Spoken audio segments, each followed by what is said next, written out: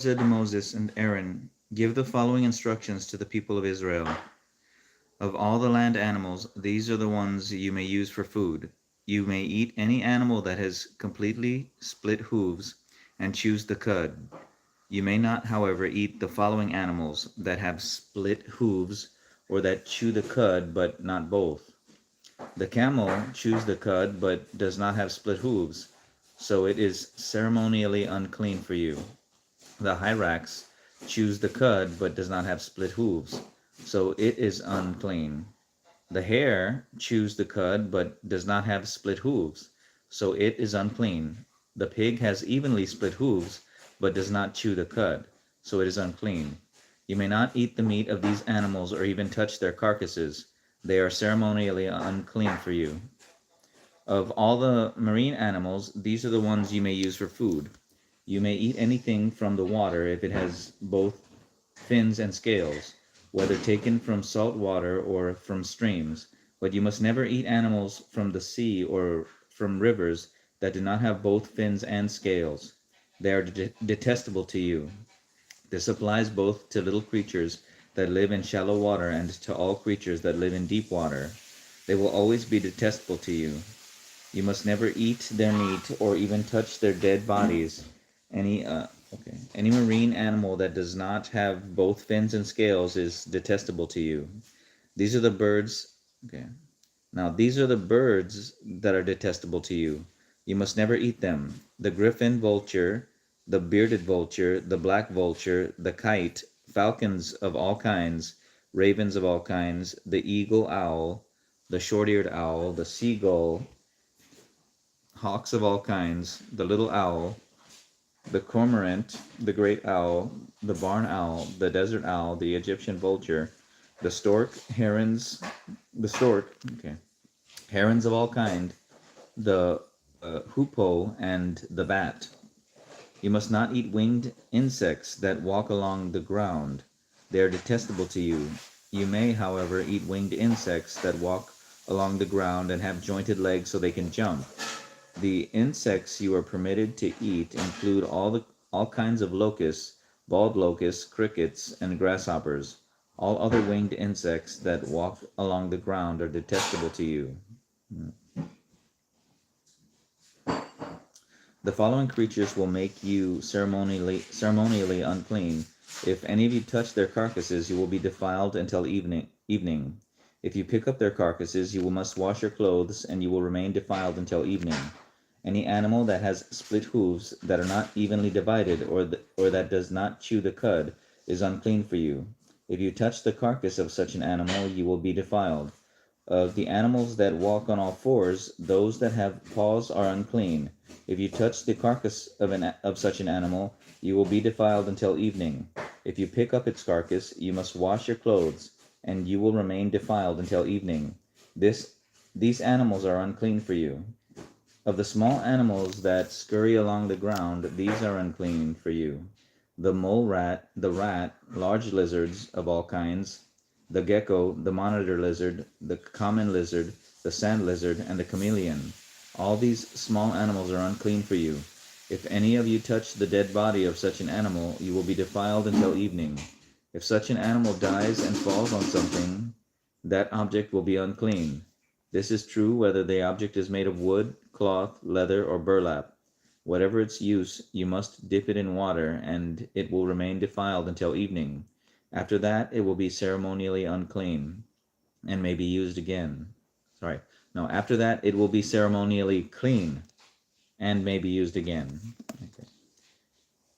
If such an animal falls into a clay pot, everything in the pot will be defiled, and the pot must be smashed.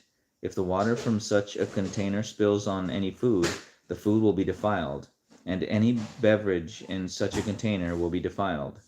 Any object on which the carcass of such an animal falls will be defiled. If it is an oven or hearth, it must be destroyed, for it is defiled, and you must treat it accordingly.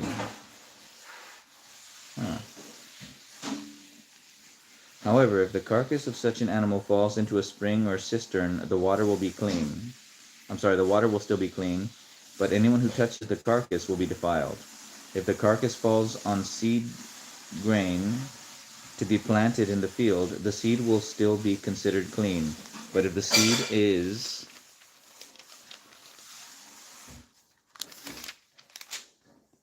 wet when the carcass falls on it, the seed will be defiled.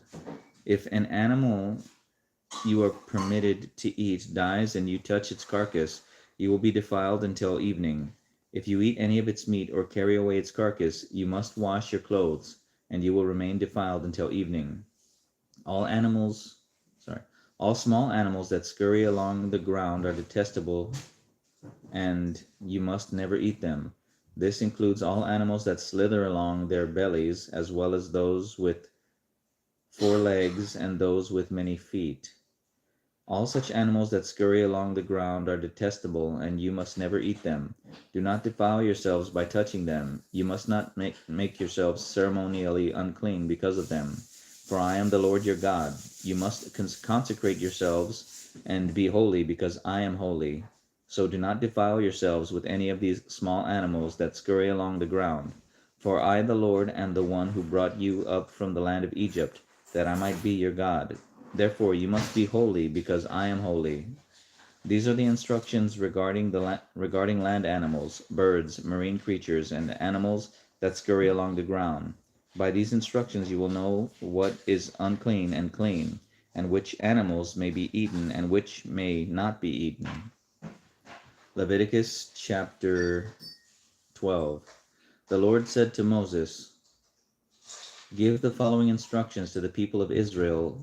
If a woman becomes pregnant and gives birth to a son, she will be ceremonially unclean for 7 days, just as she is unclean during her menstrual period. On the 8th day, the boy's foreskin must be circumcised. After waiting 33 days, she will be purified from the bleeding of childbirth. During this time of purification, she must not touch anything that is set apart as holy, and she must not enter the sanctuary until the time of purification is over. If a woman gives birth to a daughter, she will be ceremonially unclean for 2 weeks, just as she is unclean during her menstrual period. After waiting 66 days, she will be purified from the bleeding of childbirth. When the time of purification is completed for either a son or a daughter, the woman must bring a 1-year-old lamb for a burnt offering and a young pigeon of turtle dove for a purification offering. She must bring her offerings to the priest to the entrance of the tabernacle. The priest will then present them to the Lord to purify her. Then she will be ceremonially clean again after her bleeding at childbirth. These are the instructions for a woman after the birth of a son or a daughter. If a woman cannot afford to bring a lamb, she must bring 2 turtle doves or 2 pigeons. One will be for the burnt offering and the other for the purification offering. The priest will sacrifice them to purify her, and she will be ceremonially clean. Leviticus chapter 13. The Lord said to Moses and Aaron, "If anyone has a swelling or a rash or discolored skin that might develop into a serious skin disease, that person must be brought to Aaron the priest or one of his sons. The priest will examine the affected area of the skin. If the hair in the affected area has turned white and the problem appears to be more than skin deep, it is a serious skin disease, and the priest who examines it must pronounce the person ceremonially unclean. But if the affected area of the skin is only a white discoloration and does not appear to be more than skin deep, and if the hair on the spot has not turned white, the priest will quarantine the person for 7 days. On the 7th day, the priest will make another examination. If he finds the affected area has not changed and the problem has not spread on the skin, the priest will quarantine the person for 7 more days. On the 7th day, the priest will make another examination. If he finds the affected area has faded and has not spread, the priest will pronounce the person ceremonially clean. It was only a rash. The person's clothing must be washed, and the person will be ceremonially clean.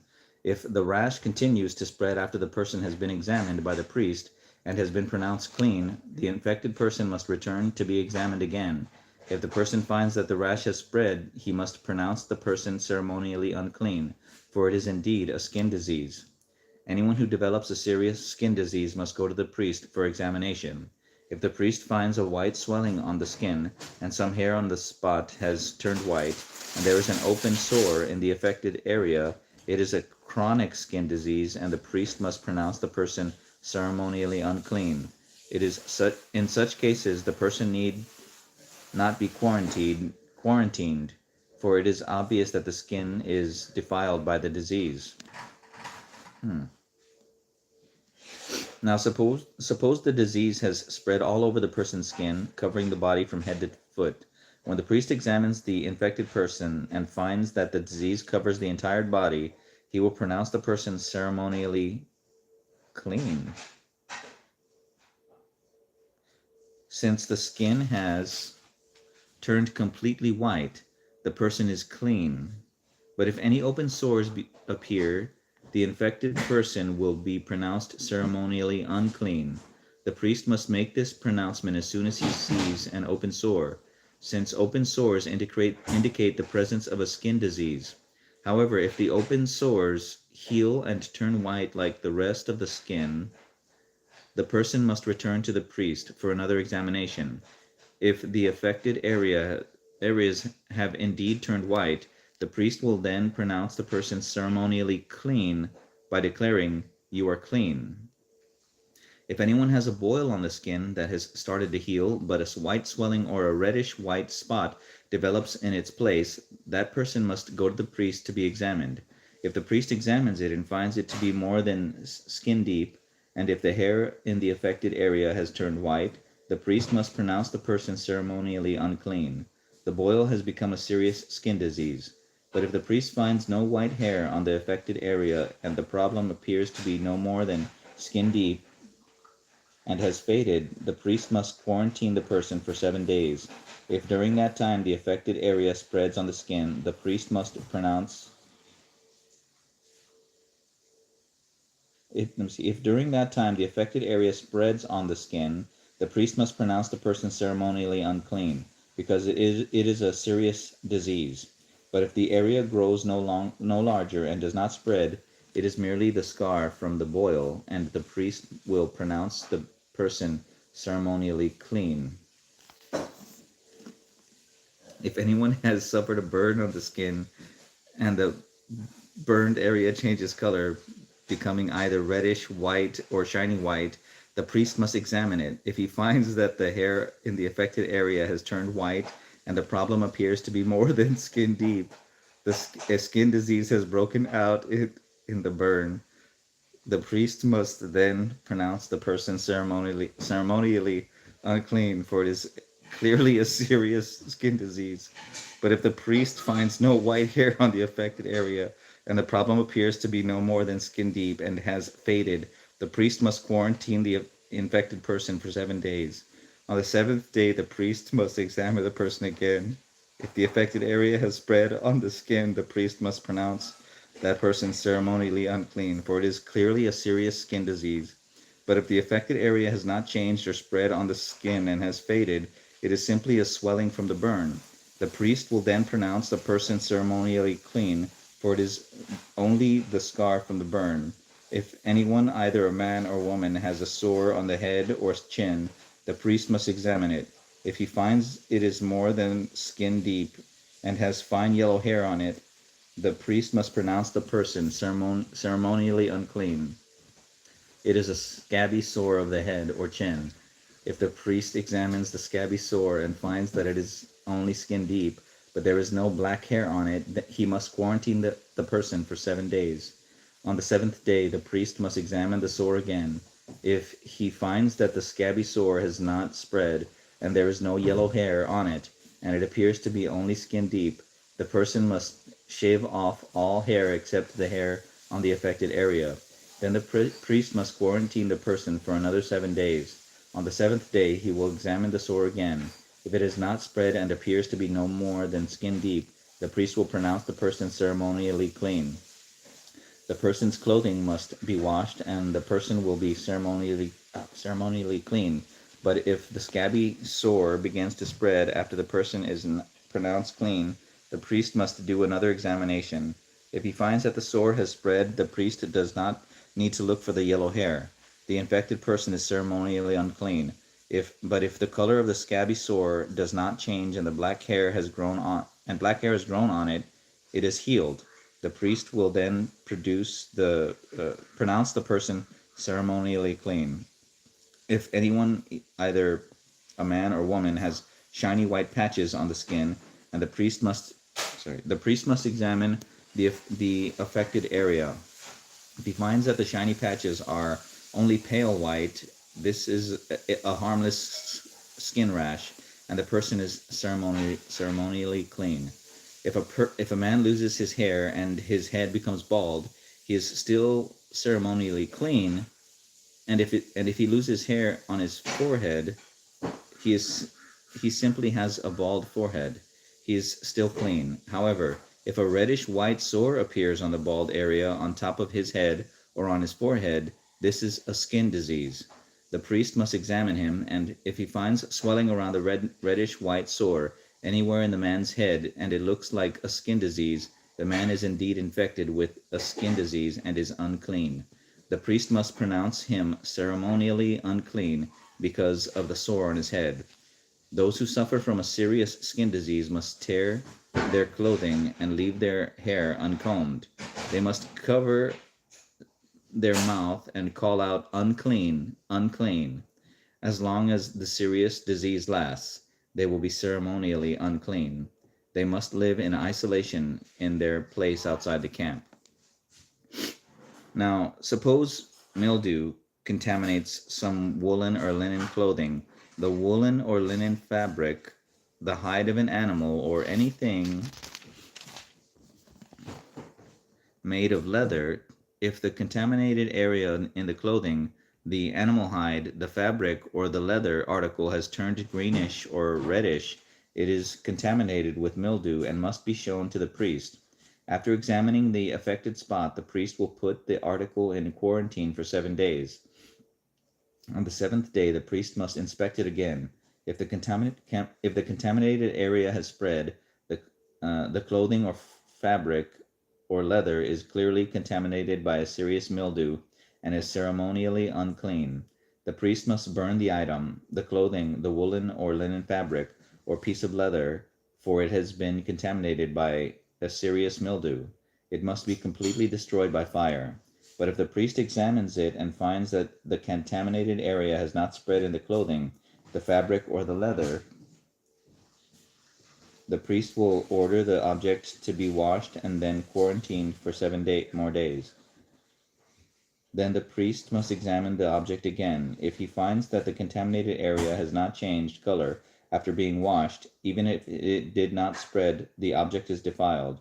It must be completely burned up, whether the contaminated spot is on the inside or outside. But if the priest examines it and finds that the contaminated area has faded after being washed, he must cut the spot from the clothing, the fabric, or the leather. If the spot later reappears on the clothing, the fabric, or the leather article, the mildew is clearly spreading, and the contaminated object must be burned up. But if the spot disappears from the clothing, the fabric, or the leather article after it has been washed, it must be washed again, then it will be ceremonially clean. These are the instructions for dealing with mildew that contaminates woolen or linen clothing, or fabric, or anything made of leather. This is how the priest will determine whether these items are ceremonially clean or unclean. Leviticus chapter 14. And the Lord said to Moses, "The following instructions are for those seeking ceremonial purification from a skin disease.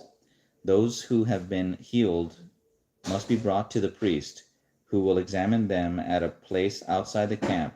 If the priest finds that someone has been healed of a serious skin disease, he will perform a purification ceremony using 2 live birds that are ceremonially clean, a stick of cedar, some scarlet yarn, and a hyssop branch. The priest will order that one bird be slaughtered over a clay pot filled with fresh water. He will take the live bird the cedar stick, the scarlet yarn, and the hyssop branch, and dip them into the blood of the bird that was slaughtered over the fresh water. The priest will then sprinkle the blood of the dead bird 7 times on the person being purified of the skin disease. When the priest has purified the person, he will release the live bird in the open field to fly away. Okay. The person being purified must then wash their clothes, shave off all their hair, and bathe themselves in water. Then they will be ceremonially clean and may return to the camp. However, they must remain outside their tents for 7 days. On the 7th day, they must again shave all their hair from their beard and eyebrows. They must also wash their clothes and bathe themselves in water. Then they will be ceremonially clean. On the 8th day, each person being purified must bring 2 male lambs and a 1-year-old female lamb, all with no defects, along with a grain offering of 6 quarts of choice flour moistened with olive oil, and a cup of olive oil. Then the officiating priest will present that person for purification, along with the offerings, before the Lord at the entrance of the tabernacle. The priest will take one of the male lambs and the olive oil and present them as a guilt offering, lifting them up as a special offering before the Lord. He will then slaughter the male lamb in the sacred area where sin offerings and burnt offerings are slaughtered. As with the sin offering, the guilt offering belongs to the priest. It is a most holy offering. The priest will then take some of the blood of the guilt offering and apply it to the lobe of the right ear, the thumb of the right hand, and the big toe of the right foot of the person being purified. Then the priest will pour some of the olive oil into the palm of his own left hand. He will dip his right finger into the oil in his palm and sprinkle some of it with his finger 7 times before the Lord. The priest will then apply some of the oil in his palm over the blood from the guilt offering that is on the lobe of the right ear, the thumb of the right hand, and the big toe of the right foot of the person being purified. The priest will apply the oil remaining in his hand to the head of the person being purified. Through this process, the priest will purify the person before the Lord. Then the priest must present the sin offering to purify the person who was cured of the skin disease. After that, the priest will slaughter the burnt offering and offer it on the altar along with the grain offering. Through this process, the person will purify the person who was healed, and the person will be ceremonially clean. But anyone who is too poor and cannot afford these offerings may bring 1 male lamb for a guilt offering to be lifted up as a special offering for purification. The person must also bring 2 quarts of choice flour moistened with olive oil for the grain offering, and a cup of olive oil. The offering must also include 2 turtle doves or 2 young pigeons, whichever the person can afford. One of the pair must be used for the sin offering and the other for a burnt offering. On the 8th day of the purification ceremony, the person being purified must bring the offerings to the priest in the Lord's presence at the entrance of the tabernacle. The priest will take the lamb for the guilt offering along with the olive oil and lift them up as a special offering to the Lord. Then the priest will slaughter the lamb for the guilt offering. He will take some of its blood and apply it to the lobe of the right ear, the thumb of the right hand, and the big toe of the right foot of the person being purified. The person will also pour some of the olive oil into the palm of his own left hand. He will dip his right finger into the oil in his palm and sprinkle some of it 7 times before the Lord. The priest will then apply some of the oil in his palm over the blood of the guilt offering that is on the lobe of the right ear, the thumb of the right hand, and the big toe of the right foot of the person being purified.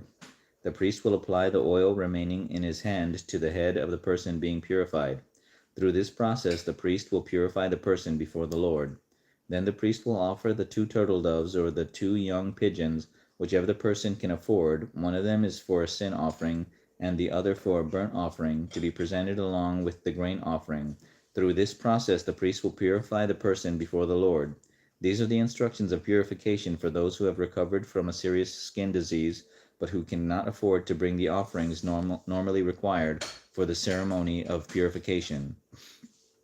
Then the Lord said to Moses and Aaron, when you arrive in Canaan, the land I am giving you as your own possession, I may contaminate some of the houses in your own land with mildew. The owner of such a house must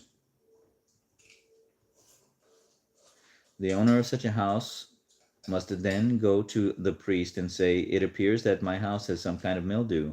But before the priest goes in to inspect the house, he must have the house emptied so nothing inside will be pronounced ceremonially unclean.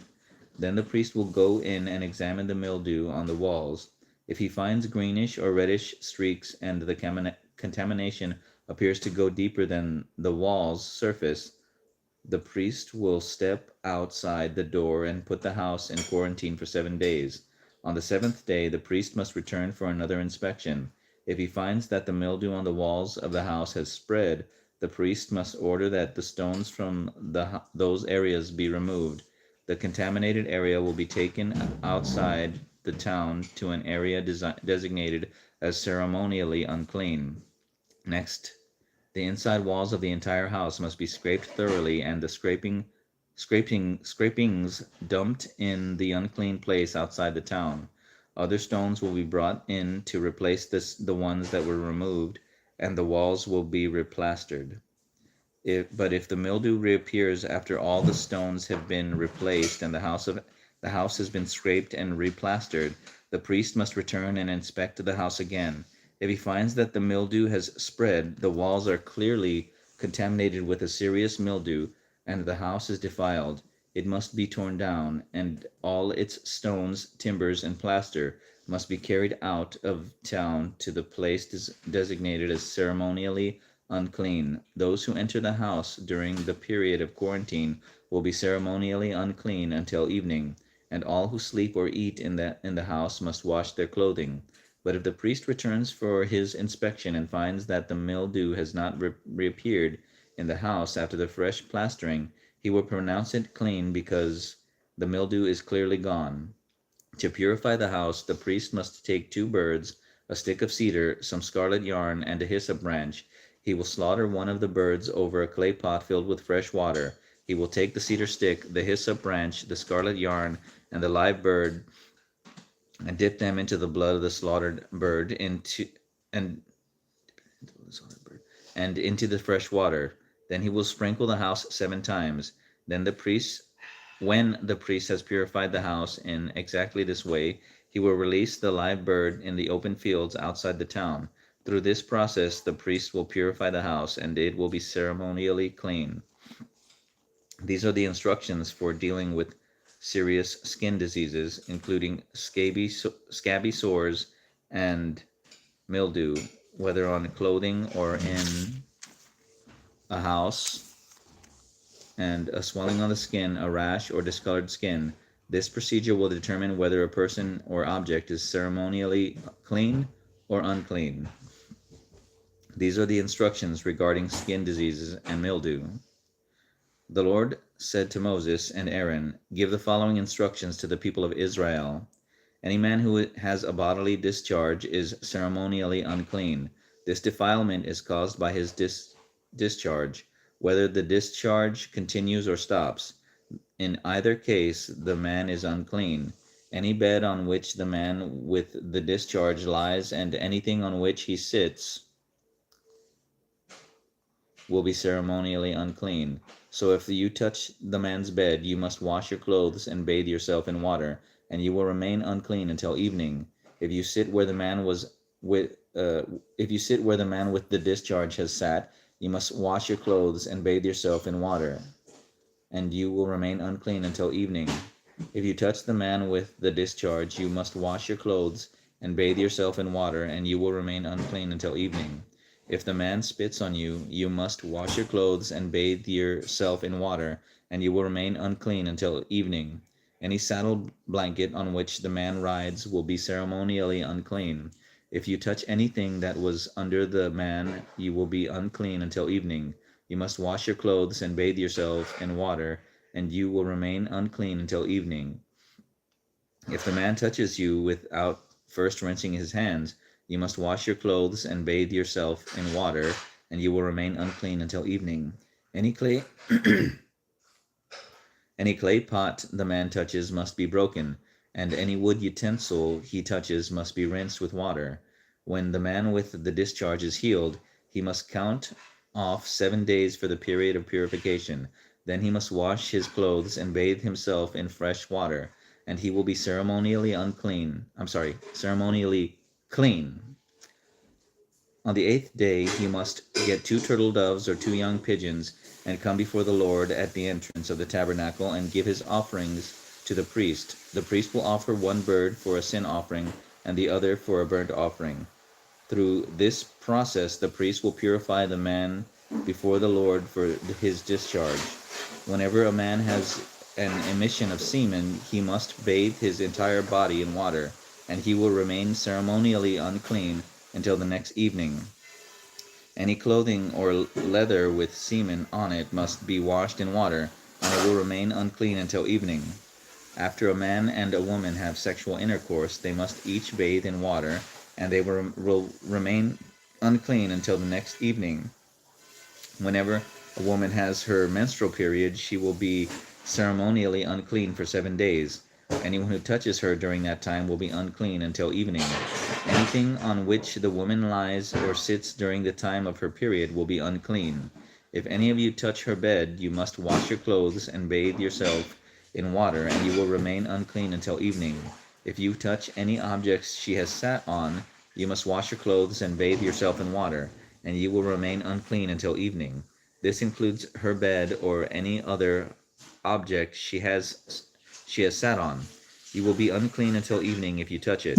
If a man has sexual intercourse with her and her blood touches him, her menstrual impurity will be transmitted to him. He will remain unclean for 7 days, and any bed on which he lies will be unclean. If a woman has a flow of blood for many days that is unrelated to her menstrual period, or if the blood continues beyond the normal period, she is ceremonially unclean.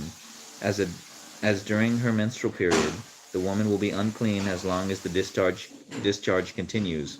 Any bed she lies on and any object she sits on during that time will be unclean, just as during her normal menstrual period. If any of you touch these things, you will be ceremonially unclean. You must wash your clothes and bathe yourself in water, and you will remain unclean until evening. When the woman's bleeding stops, she must count off 7 days. Then she will be ceremonially clean. And on the 8th day she must bring 2 turtle doves or 2 young pigeons and present them to the priest at the entrance of the tabernacle.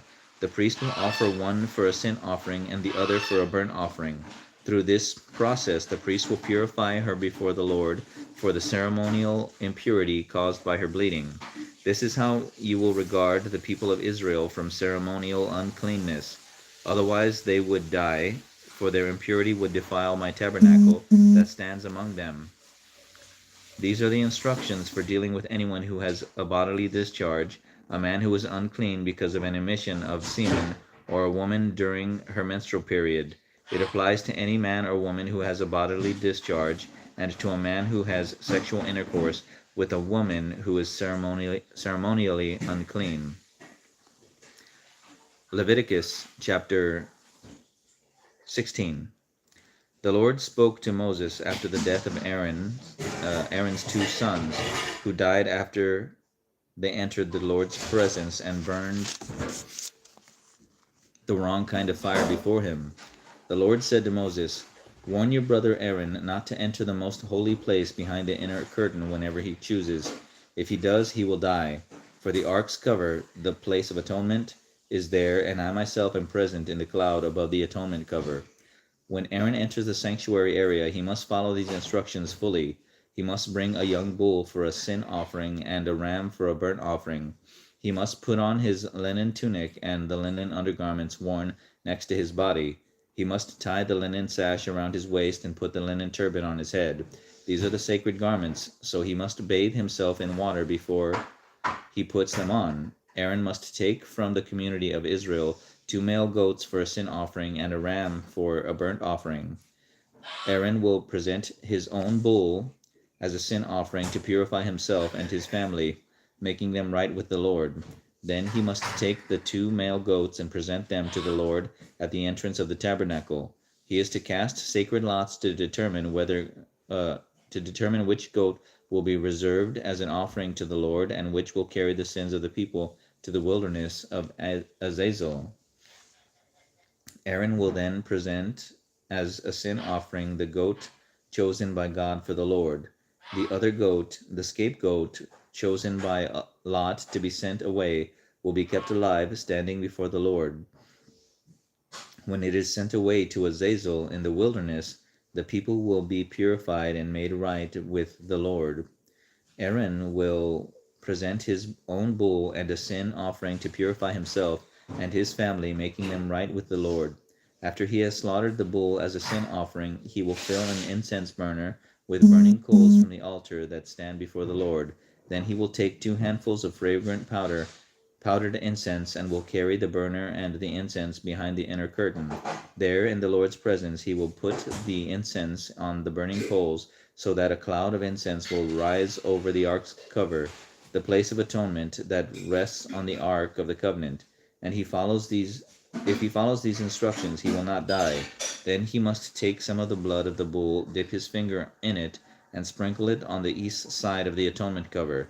He must sprinkle blood 7 times with his finger in front of the atonement cover. Then Aaron must slaughter the first goat as a sin offering for the people and carry its blood behind the inner curtain. There he will sprinkle the goat's blood over the atonement cover and in front of it, just as he did with the bull's blood. Through this process he will purify the most holy place, and he will do the same for the entire tabernacle because of the defiling sin and rebellion of the Israelites. No one else is allowed inside the tabernacle when Aaron enters it for the purification ceremony in the most holy place. No one may enter until he comes out again after purifying himself, his family, and all the congregation of Israel, making them right with the Lord. Then Aaron will come out to purify the altar that stands before the Lord. He will do this by taking some of the blood from the bull and the goat and putting it on each of the horns of the altar. Then he must sprinkle the blood with his finger 7 times over the altar. In this way he will cleanse it from Israel's defilement and make it holy.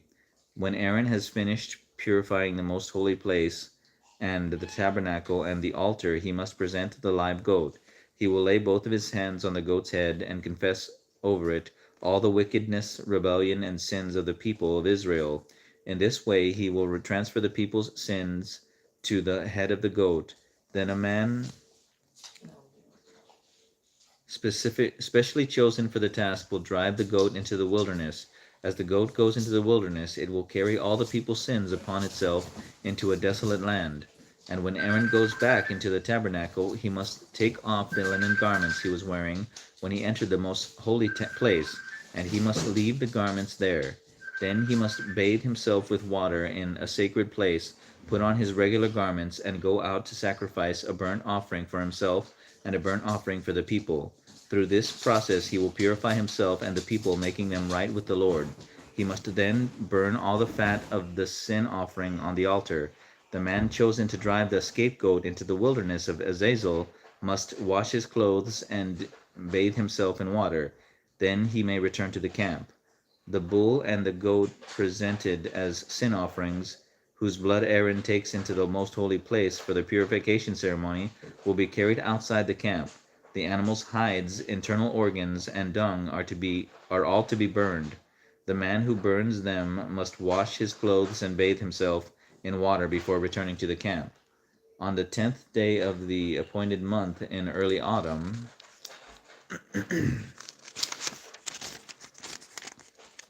you must deny yourselves. Neither native-born Israelites nor foreigners living among you may do any kind of work.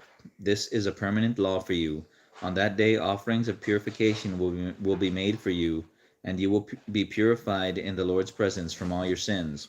It will be a Sabbath day of complete rest for you, and you must deny yourselves. This is a permanent law for you. In future generations, In future generations, the purification ceremony will be performed by the priest who has been anointed and ordained to serve as high priest in place of his ancestor Aaron. He will put on holy linen garments and purify the most holy place, the tabernacle, the altar, the priests, and the entire congregation. This is a permanent law for you, to purify the people of Israel from their sins, making them right with the Lord once each year. Moses followed all these instructions exactly as the Lord had commanded him.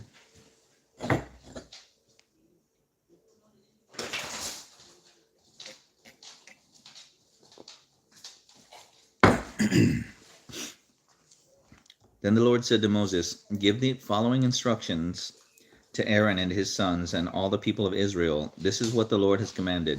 If any native Israelite sacrifices a bull or a lamb or a goat anywhere inside or outside the camp, instead of bringing it to the entrance of the tabernacle to present it as an offering to the Lord, that person will be as guilty as a murderer. Such a person has shed blood and will be cut off from the community. The purpose of this rule is to stop the Israelites from sacrificing animals in the open fields. It will ensure that they bring their sacrifices to the priest at the entrance of the tabernacle so he can present them to the Lord as peace offerings. Then the priest will be able to splatter the blood against the Lord's altar at the entrance of the tabernacle, and he will burn the fat as a pleasing aroma to the Lord. The people must no longer be unfaithful to the Lord by offering sacrifices to the goat idols. This is a permanent law for them to be observed from generation to generation. Give them this command as well. If any native Israelite or foreigner living among you offers a burnt offering or a sacrifice, but does not bring it to the entrance of the tabernacle to offer it to the Lord, that person will be cut off from the community. And if any native Israelite or foreigner living among you eats or drinks blood in any form, it will turn against that person.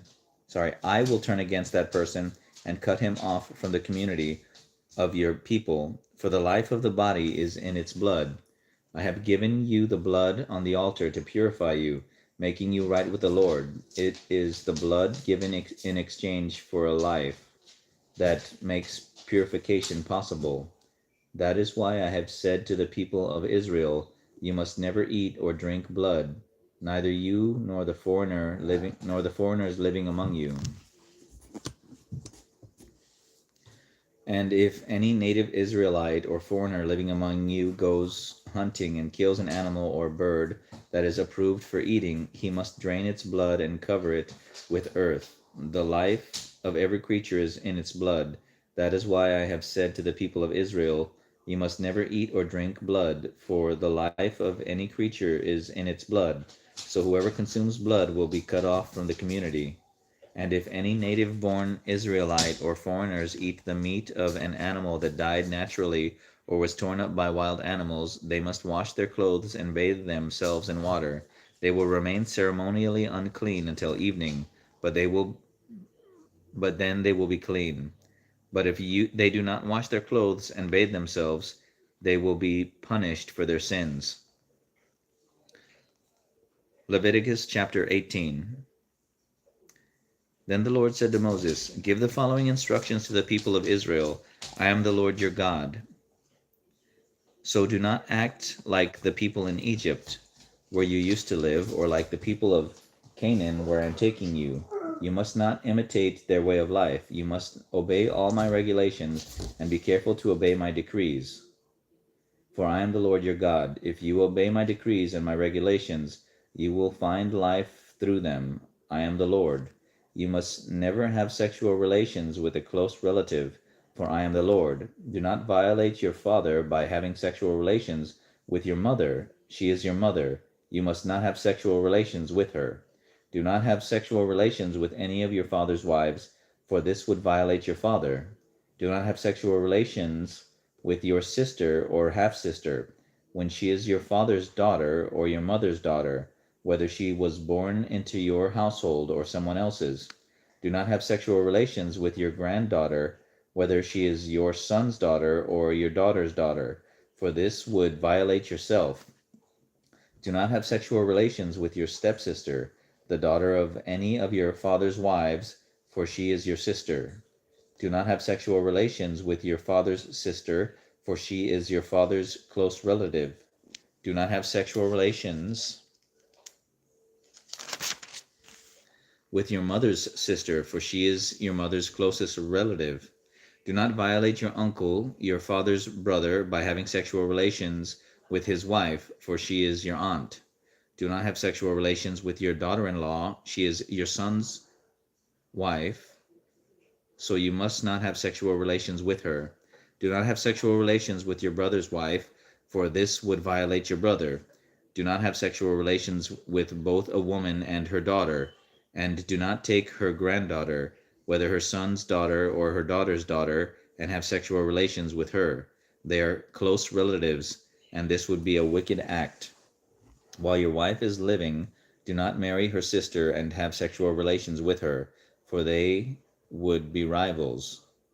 Do not have sexual relations with a woman during her period of menstrual impurity. Do not defile yourself by having sexual intercourse with your neighbor's wife. Do not permit any of your children to be offered as a sacrifice to Molech, for you must not bring shame on the name of your God. I am the Lord.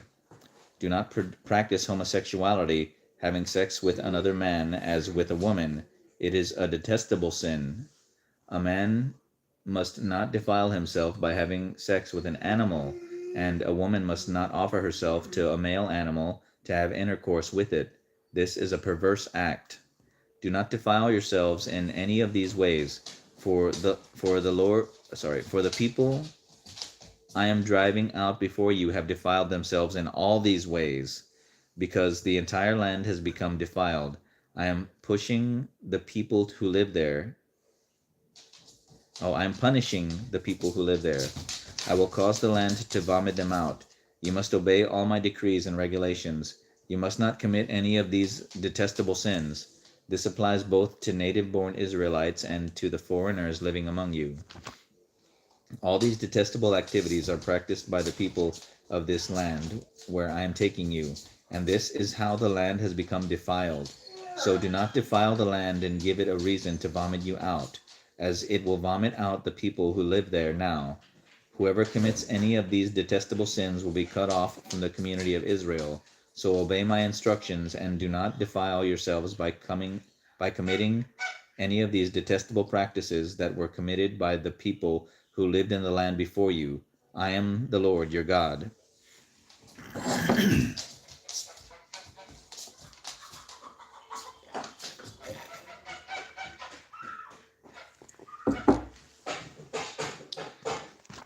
Leviticus chapter 19. The Lord also said to Moses, "Give the following instructions to the entire community of Israel. You must be holy, because I, the Lord your God, am holy. Each of you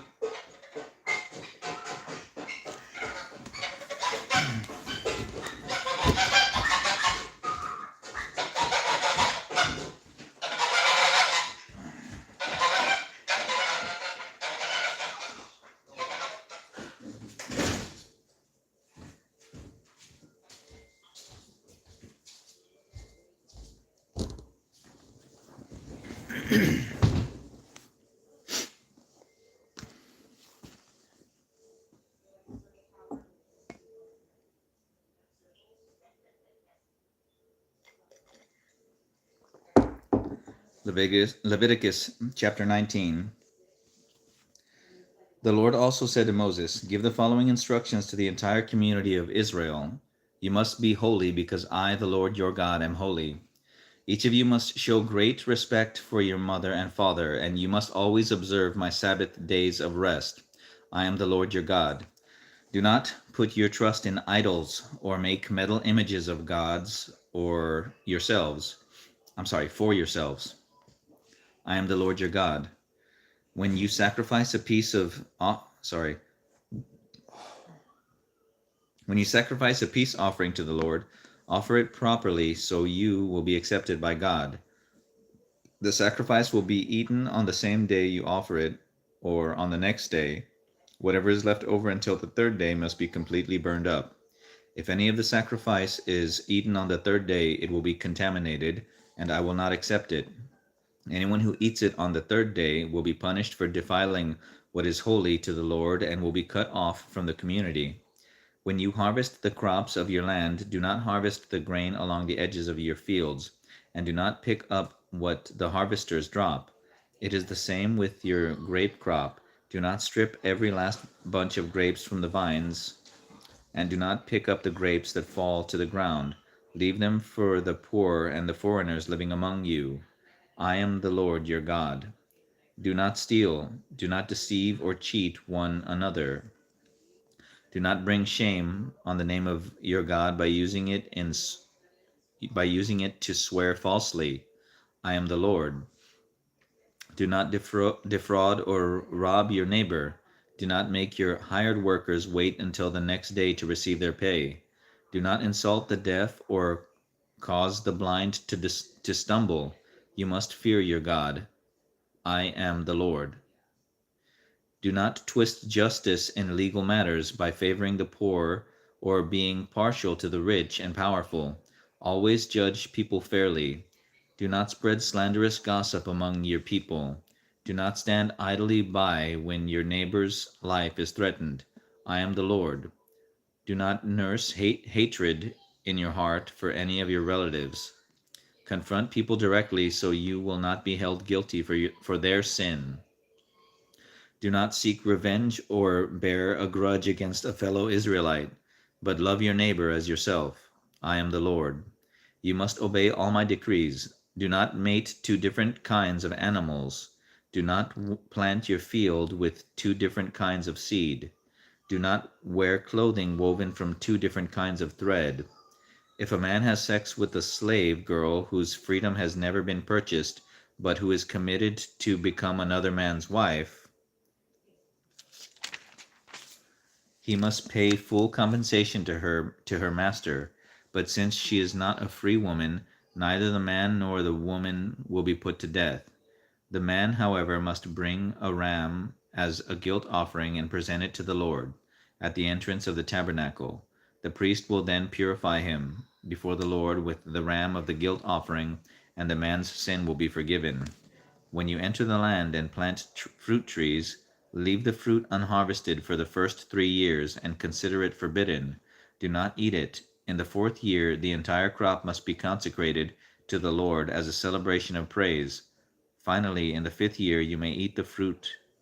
If you follow this pattern, your harvest will increase. I am the Lord your God. Do not eat meat that has not been drained of its blood. Do not practice fortune-telling or witchcraft. Do not trim off the hair on your temples or trim your beards. Do not cut your bodies for the dead, and do not mark your skin with tattoos. I am the Lord. I do not defile, Leviticus chapter 20, verse 29. Do not defile, I need a charger on there.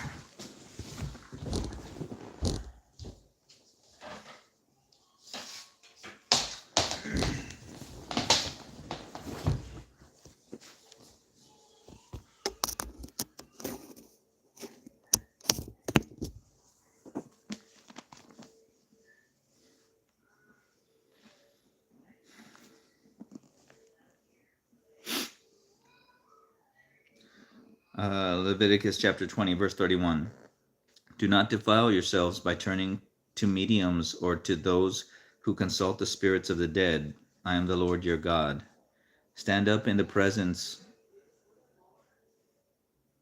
Do not defile yourselves by turning to mediums or those who consult the spirits of the dead. Stand up in the presence of the elderly and show respect for the aged. Fear your God. I am the Lord. Do not take advantage of foreigners who live among you in your land. Treat them like native-born Israelites and love them as you love yourself. Remember that you were once foreigners living in the land of Egypt. I am the Lord your God. Do not use dishonest standards when measuring length, weight, or volume.